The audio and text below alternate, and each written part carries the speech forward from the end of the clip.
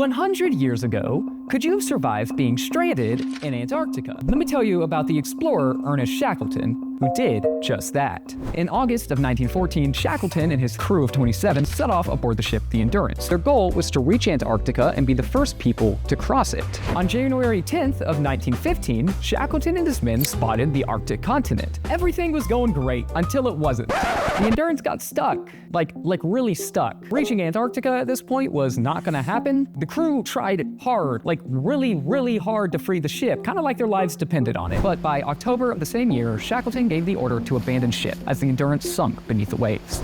For many, the story would end here, but not for Ernest Shackleton. The crew used the Endurance's remaining lifeboats and sailed 150 miles north to Elephant Island.